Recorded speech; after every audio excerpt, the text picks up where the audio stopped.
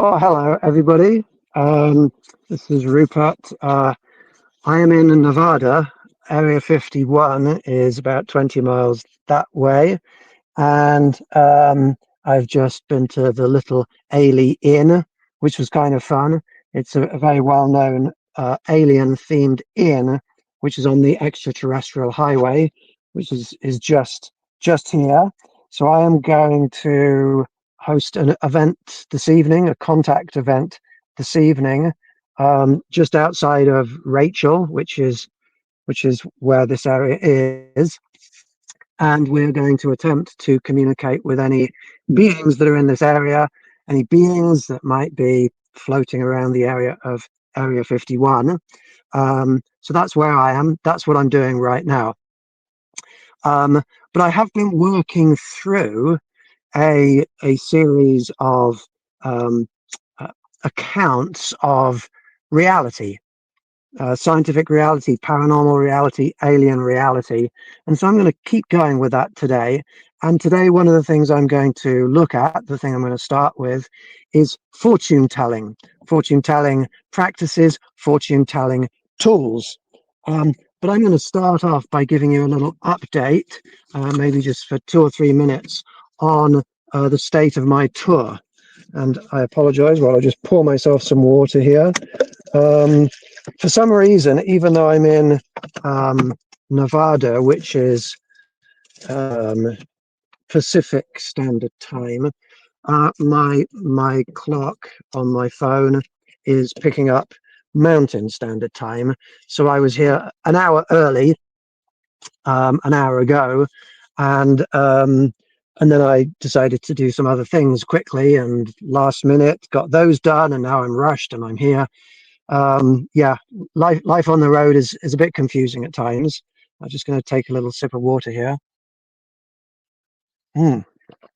Okay, so last week I told you that I was heading to Reno, Nevada, where a guy had been sending me videos that appeared to be really impressive alien phenomena, weird lights sort of coming apart and coming together, and did not look like any human aircraft.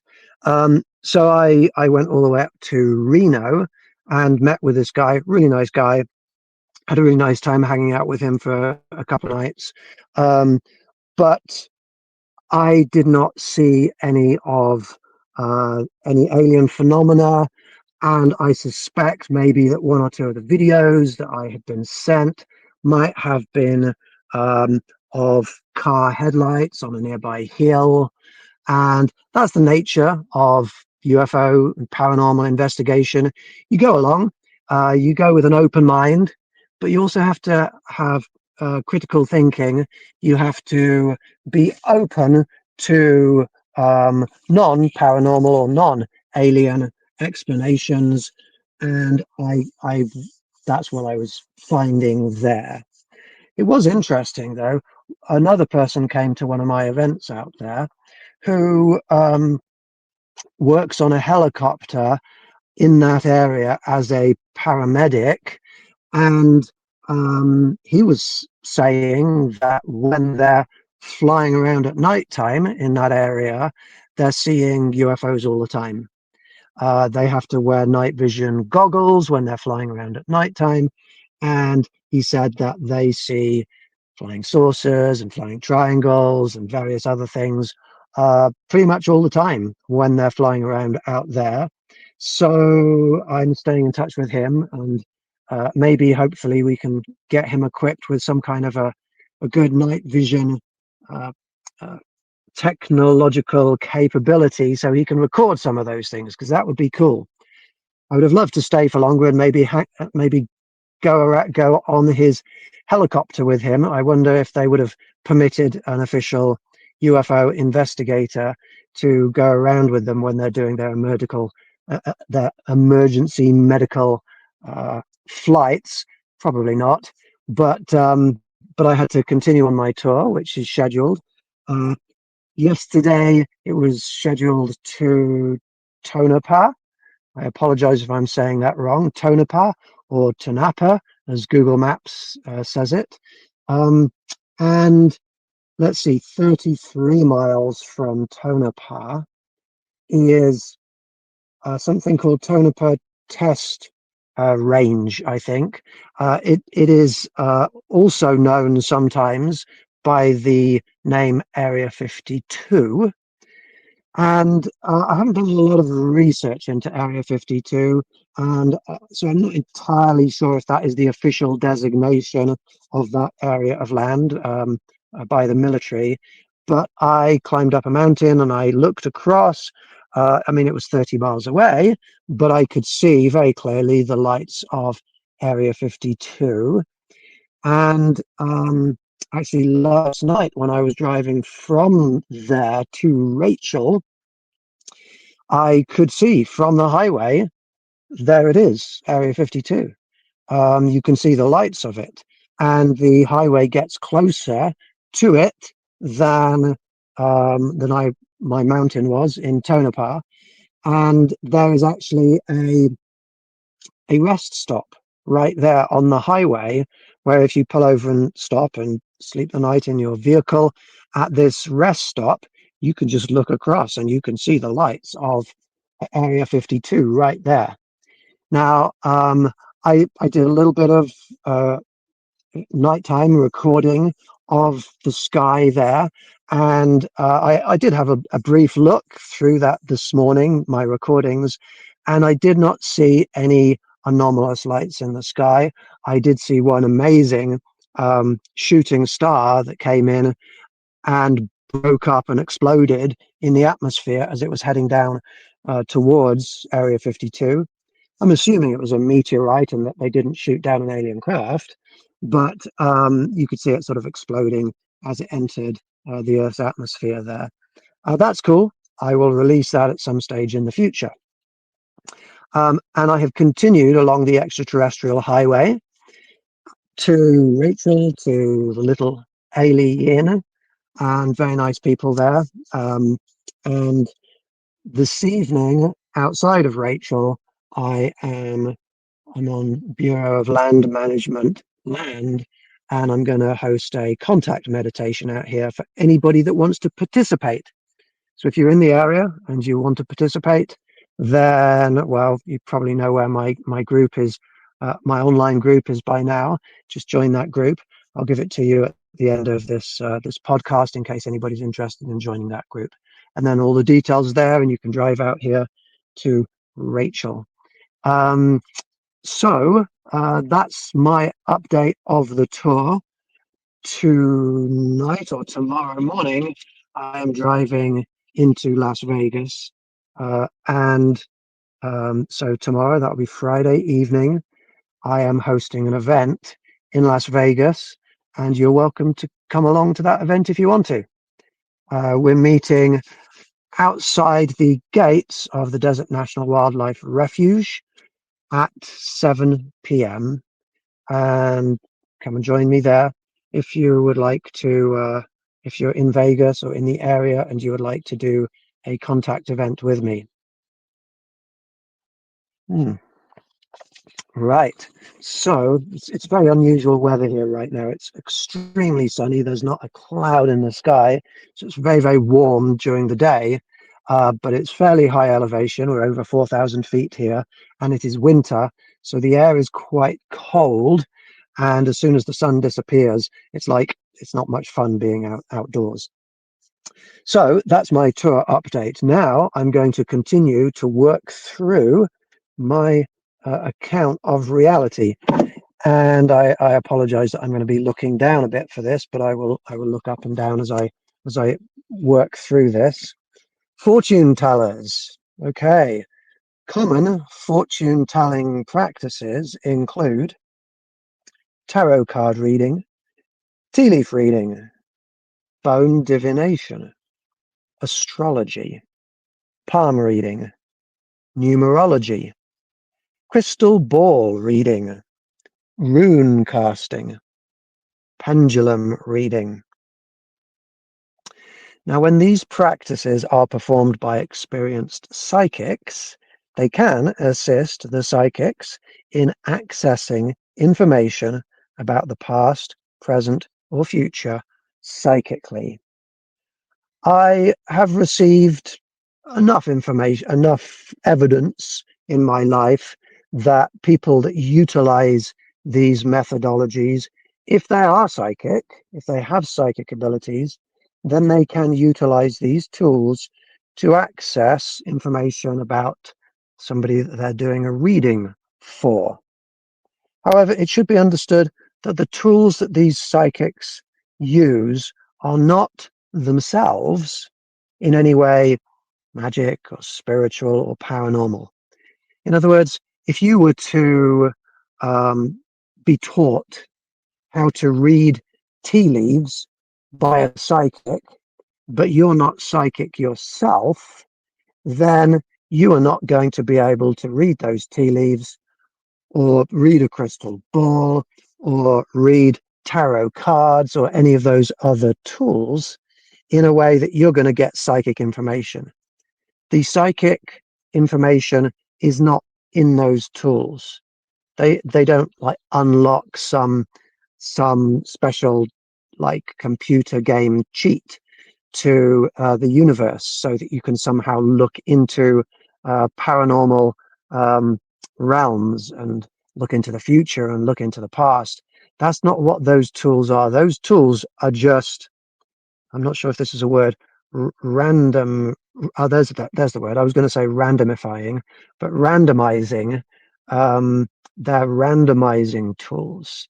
They are tools that present the psychic with a range with a large range of random possibilities that enable the psychic to, in a psychically intuitive way, look at some of the patterns, be guided by some of the patterns, tune into psychic realities, and let those psychic realities and information come through them in an intuitive way.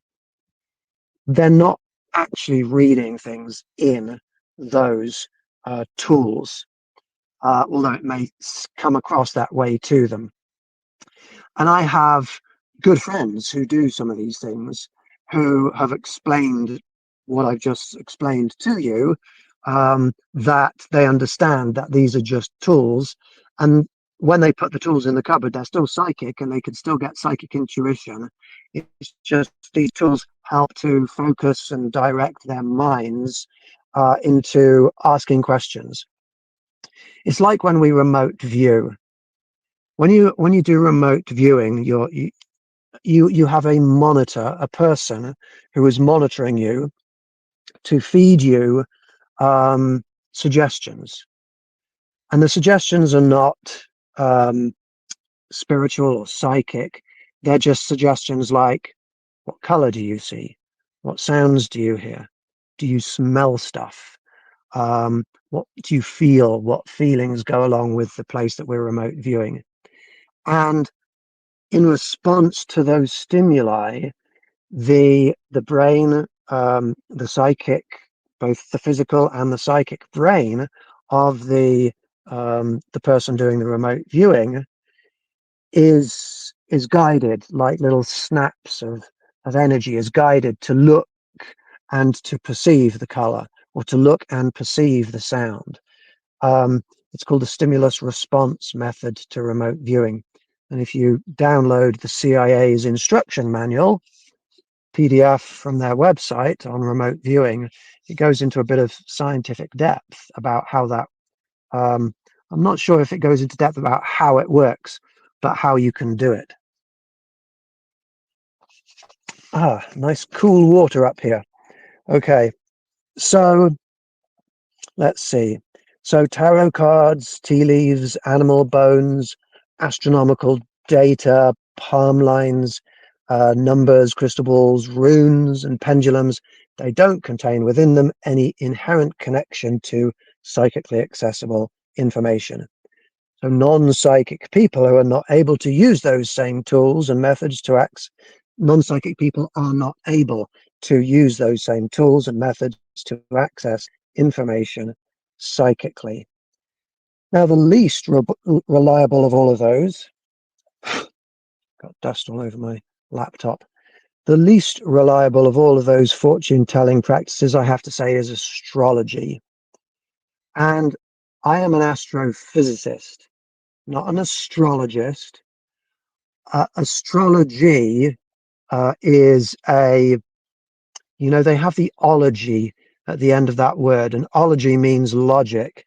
So they're misusing that suffix of ology, um, because it's not a logical practice. It is not something that works through logic.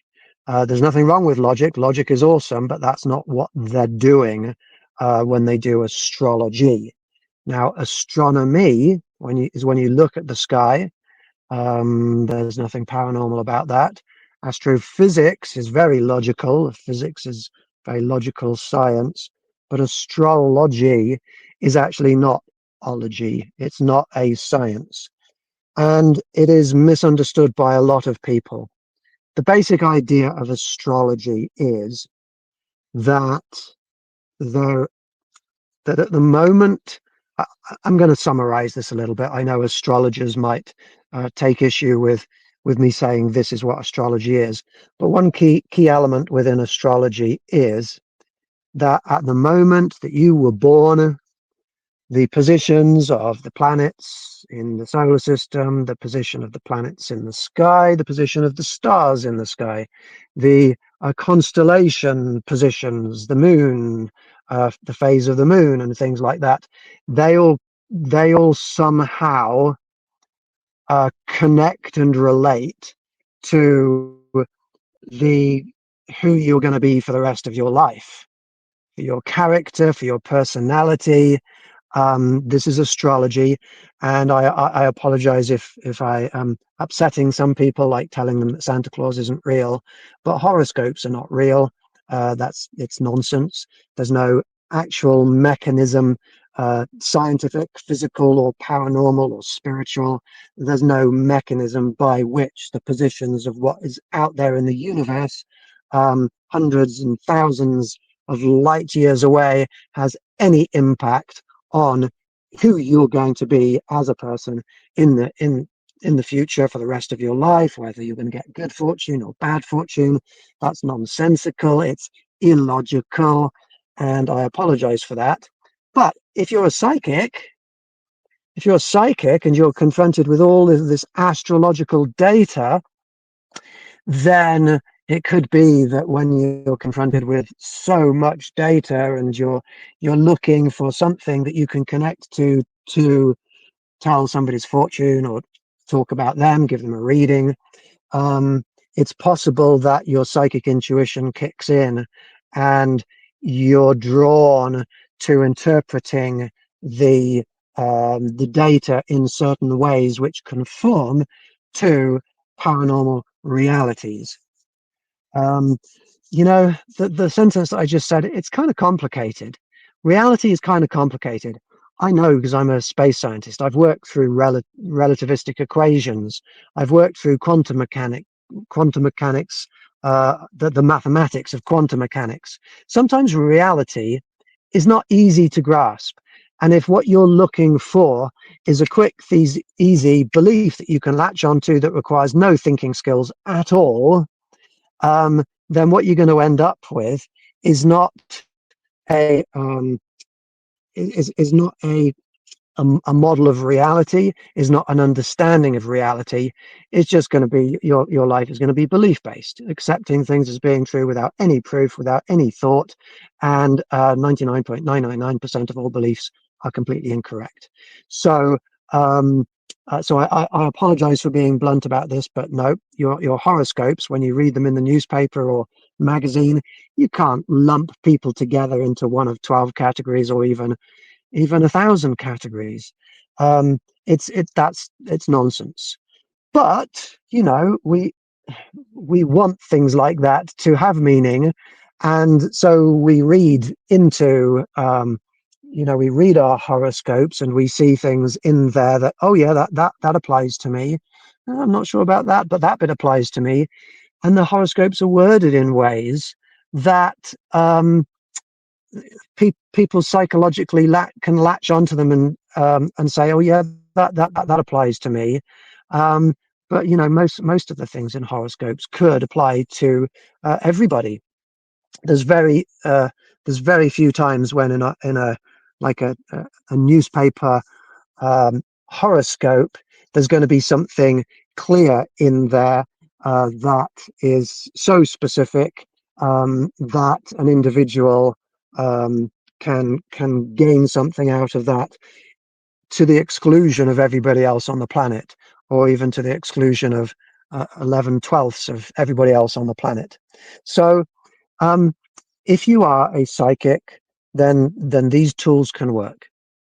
Tarot cards, for example, I've seen people do tarot cards, and the same card can come up, and that person, the psychic, um, there's only a set number of cards in the deck, um, but each card has multiple different interpretations and possibilities and avenues that can lead the psychic in different directions. And it's that choosing, using the psychic intuitiveness, it's that choosing and that intuitive selection, that's what brings forwards the real psychic information.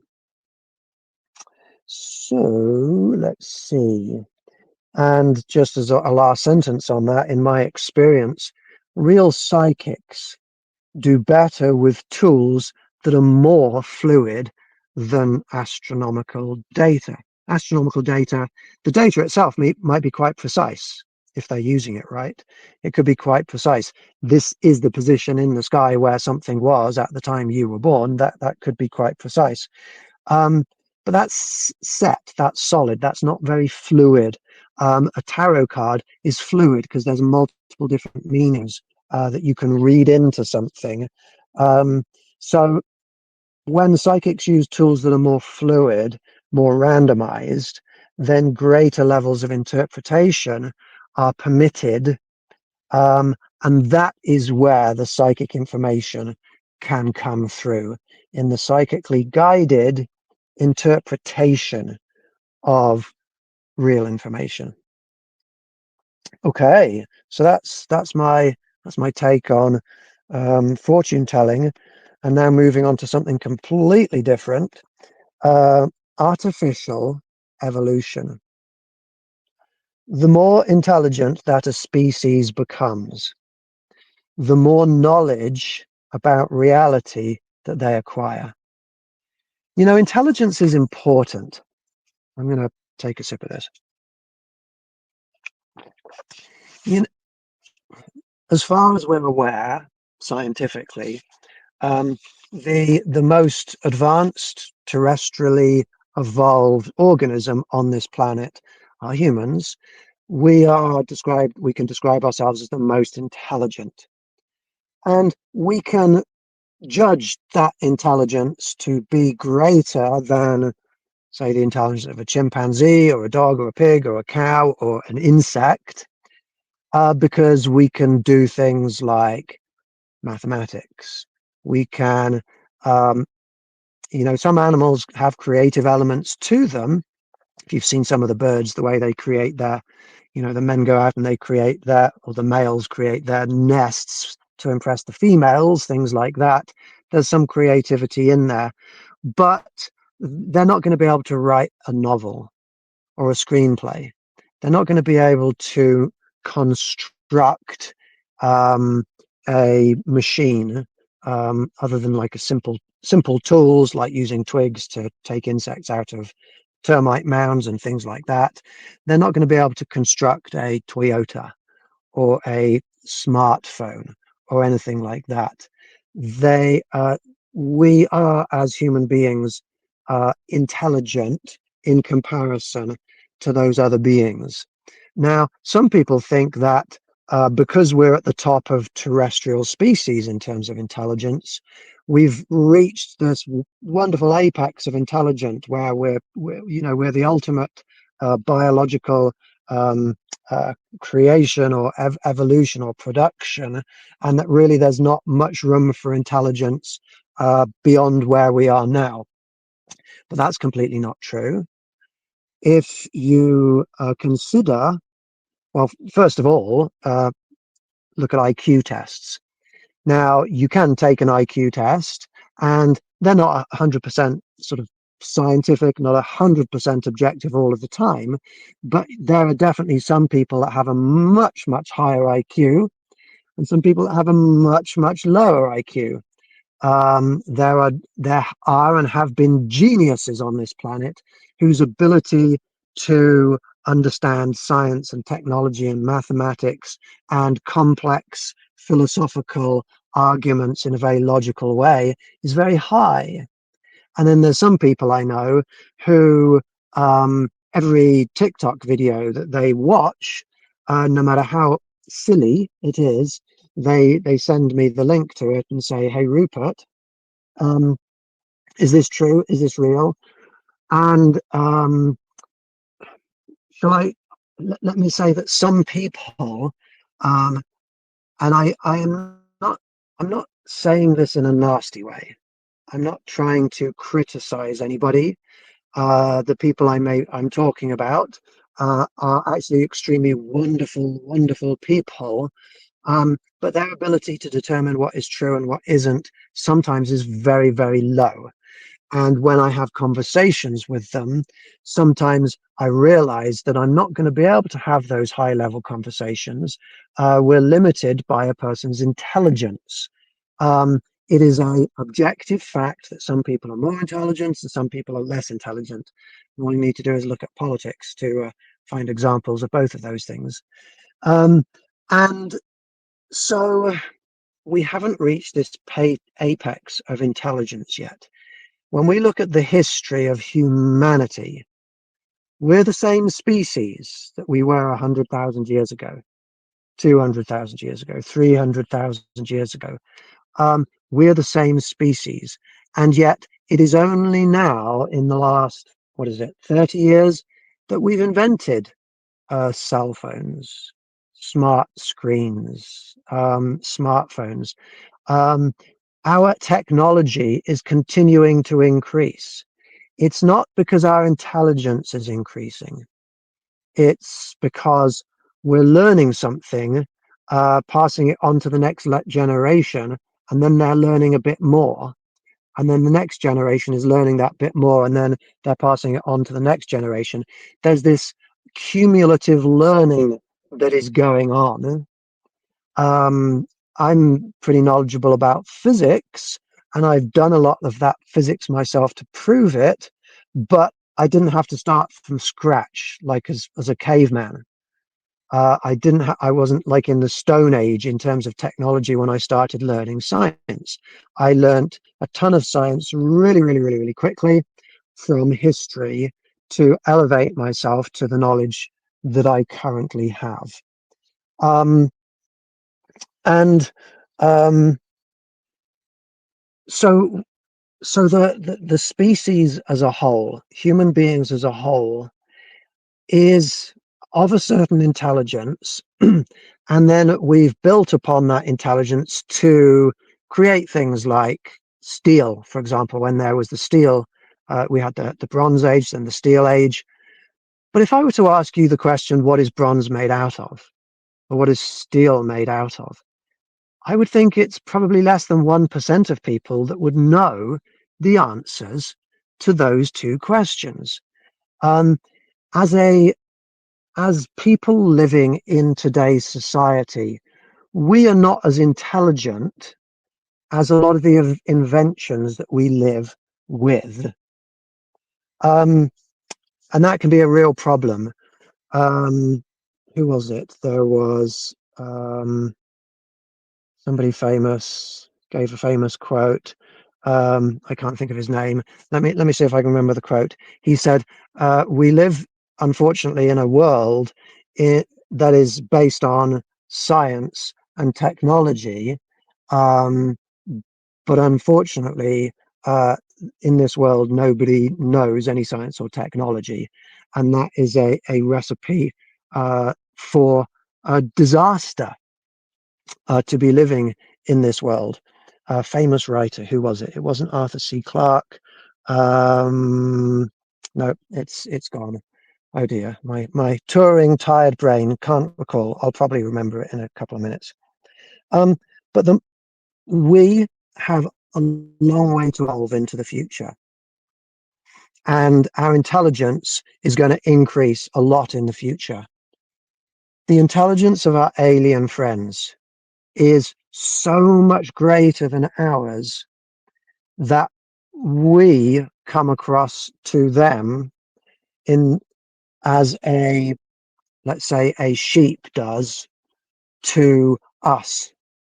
You try and have a conversation with a sheep, you try and do mathematics with a sheep, you try and um, collaborate with a sheep on a screenplay, you're not going to get very far. Alien beings have levels of intelligence, IQs essentially, which are way, way greater than ours.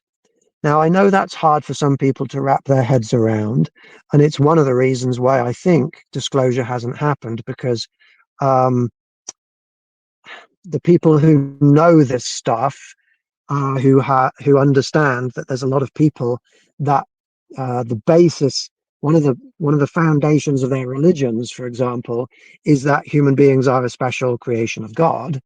And when you introduce into it an element that actually, no, there's something far, far more intelligent and far, far more special, and they're not angels, they are just another biological, physical being. Um, and they're way more advanced than you are, and you're like a sheep to them. Uh, that's not really something that people are going to find nice to think about. And so that's one of the reasons why disclosure has not happened. Um, but I'm sort of digressing quite a lot. The more intelligent that a species becomes, the more knowledge about reality they acquire, the more science they understand. We could well be talking about aliens here.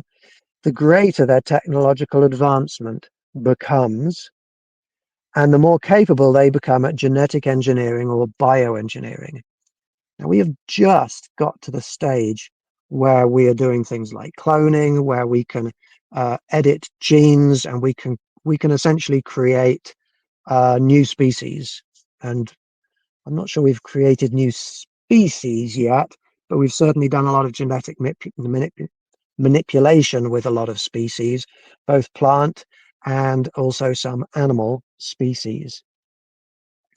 Now, one of the things that happens when species get more knowledge is their intelligence goes up, their intellect goes up, their intellectual capacity to comprehend reality goes up, their intellectual capacity to comprehend um, what is a sensible intellectual high level thinking process, and what is a very low level thinking process.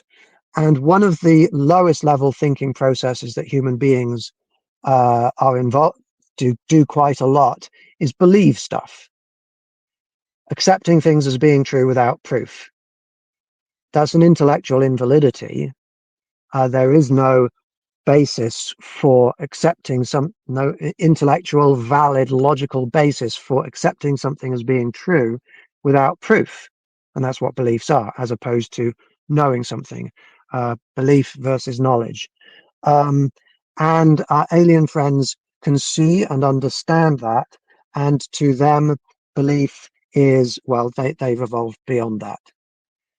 One thing that human beings need to do in order to ascend is to uh, give up our beliefs in things. Give up beliefs, give up faith. What is faith? Faith is just not questioning a belief. There's nothing wise about that. There's nothing intellectually advanced about that. That's I'm trying to use words that are not too insulting.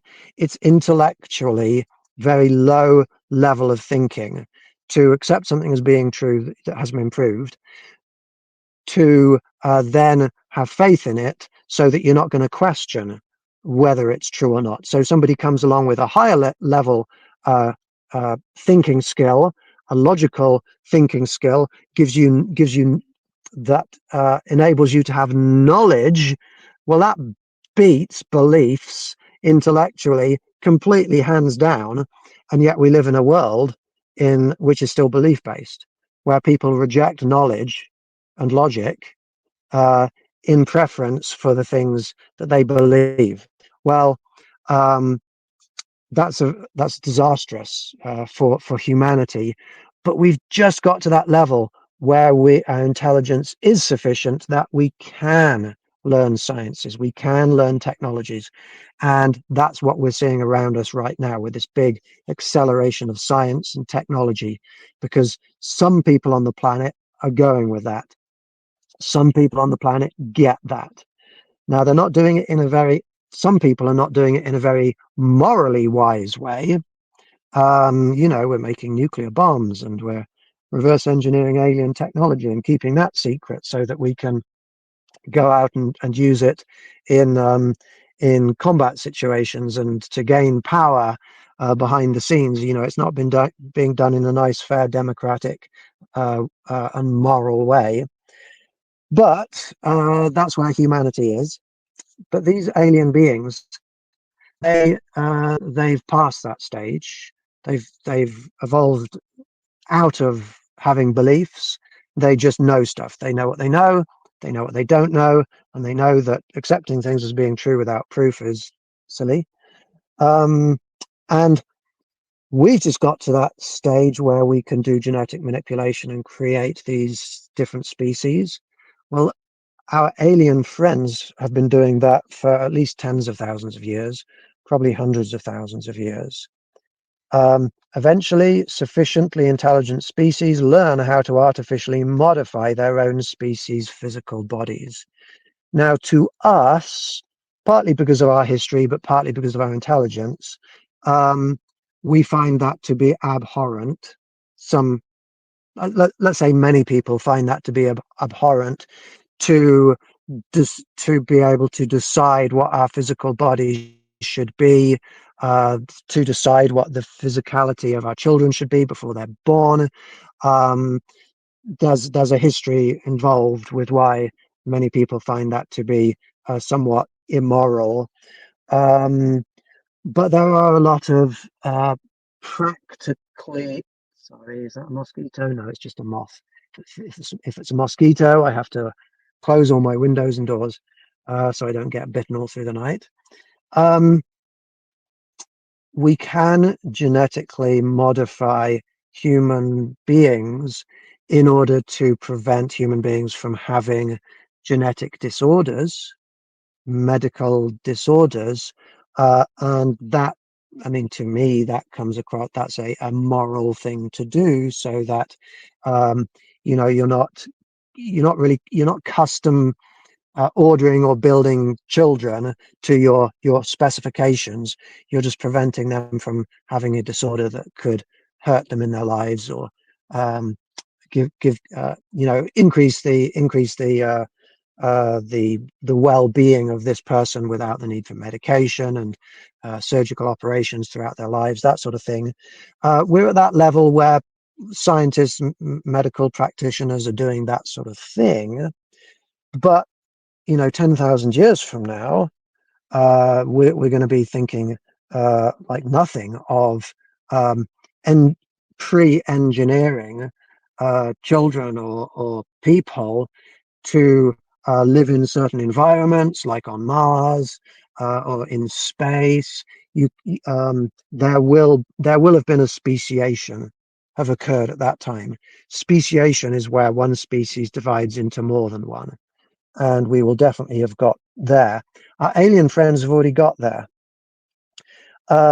They can modify themselves into completely new species with bigger brains, with more intelligence, with more resilient bodies, with increased psychic abilities.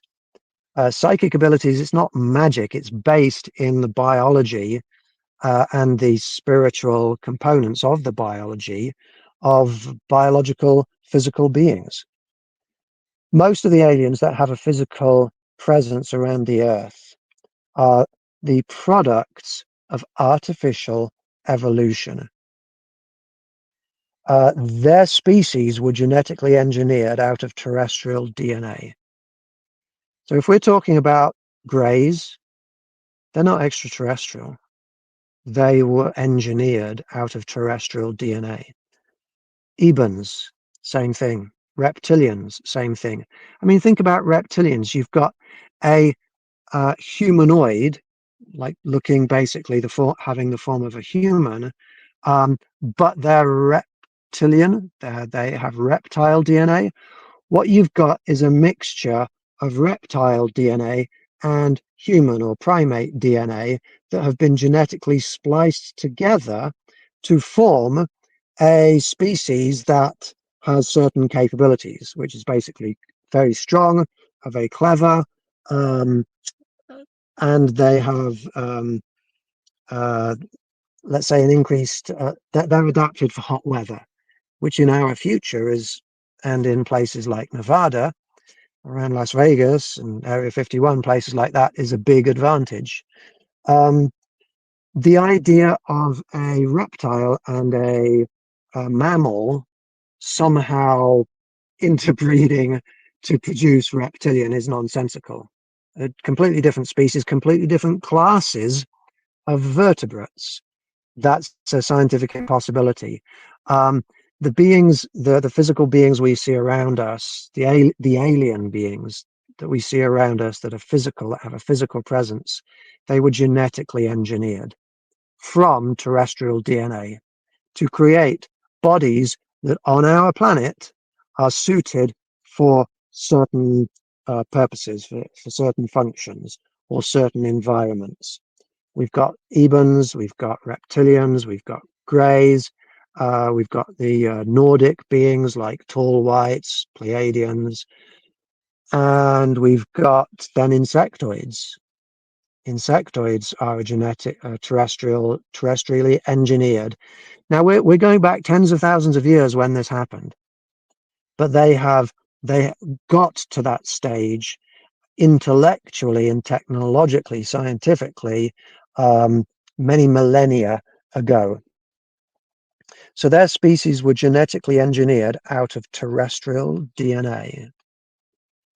But I'm going to say the original origin of those species' consciousnesses is harder to pin down. Like I can say for certainty that those beings that I've just talked about, going back tens of thousands of years, they're basically terrestrial. But where did the consciousnesses come from originally that created those bodies? Well, there's a few different possibilities, and I suspect that it's some or all of these different possibilities mixed in together. Some of their consciousnesses might have traveled to this planet from other parts of the universe. So I know this is something that I do. This is something that I lead. You can sit down, you can meditate, and you can astrally project. And you can astrally project to the moon. You can astrally project to another star system. One of the most distant astral projections I did was about a month ago to a being who came to us, whom we named Star. And this being is an extragalactic, not just extraterrestrial, but extragalactic. That means from outside of our galaxy. And we were shown an image of, if this is our galaxy, the Milky Way, and this is the Andromeda galaxy, I'm going to move my hands over this way, then Star comes from like right out, to the other side of my car, which you can't see, but a long way away. And Star had an interesting story, actually. They came here in the distant past and were mistaken by human beings as being gods. And they consider that to be a big mistake that was made. And they came back. One of the reasons they came back and communicated with us so that they could explain to us that they're not gods. Anyway, those beings would be an example of consciousnesses that can travel through the universe. Now, if they traveled astrally to here and they wanted to come down and interact with our physical world, then they could construct out of the terrestrial DNA that is already here environment suits for themselves, so that their spirits can go and consciousnesses can inhabit those bodies, and then they can move around and do what they want here. That's one possibility, and it probably has happened.